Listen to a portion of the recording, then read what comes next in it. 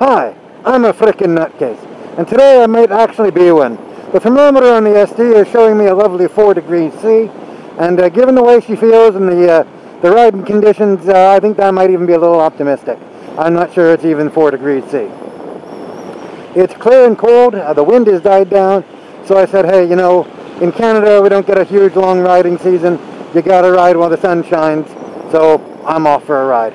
I thought today what I'd talk about is a little bit of more info on long riding, and specifically a question that seems to come up a lot online, and that's how far I can ride in a day.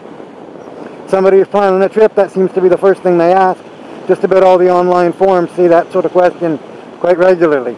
And you see answers anywhere between, 300 miles at the low end and well over 1,000 at the high end. And let's just say that there's a whole lot that goes into that. Simply put, it really isn't about distance, it's about riding time.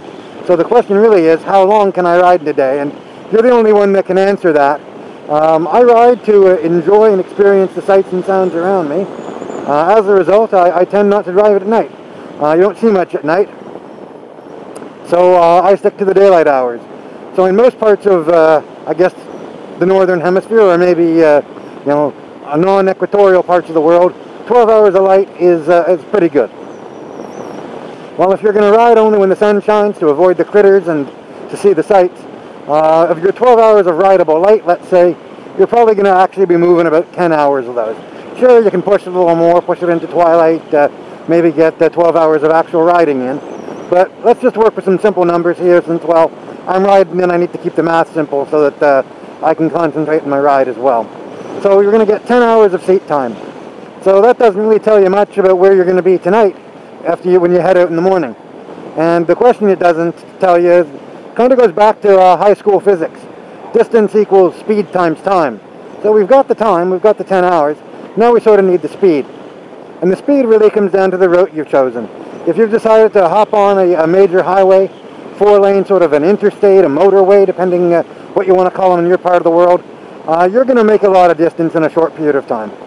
Speed limits in North America on sort of wide open interstate style roads, either the major highways in Canada or the interstate system in the States, tend to be between 70 and 75 miles an hour in the US, and most of them in Canada are 100 or 110 kilometers an hour. So 10 hours at 110 kilometers an hour, it gives you an idea that you can look to be about 1,100 kilometers down the road from where you left in the morning. But that's not the whole question, because I don't know too many motorcycle riders that like spending day in and day out just sitting on the interstate. A lot of us like enjoying the back roads, the really back roads, the twisties, and very few of those roads are posted at anywhere near 100 kilometers in Canada. To give you a good example, probably one of the best sort of, let's call it a, secondary highway. Now, it is the main Trans-Canada highway across Canada. It's Highway 17 through Northern Ontario. I consider it a secondary highway because it's only a 2-lane highway. It's not divided.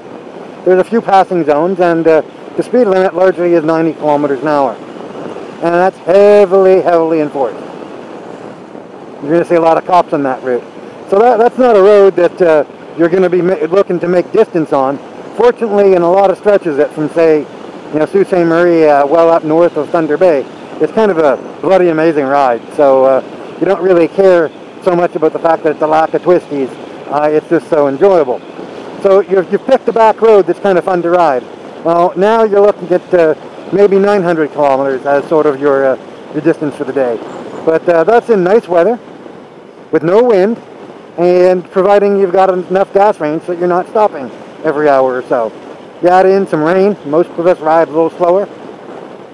You add in some morning fog, which is common in that part of the world, and all of a sudden you're not rolling at the speed limit.